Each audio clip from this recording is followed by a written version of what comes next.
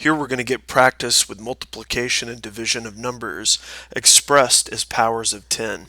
So here we have 8,000 times 2,500. Well, we need to get each of these into scientific notation. So 8,000 becomes 8 times 10 to the 1, 2, 3. 10 to the third times 2.5 times 10 to the 1, 2, 3. 10 to the third. And right away you can multiply the coefficients. 8 times 2.5 is going to equal 20. When it comes to multiplying powers of 10, we know that all we need to do is add the exponents.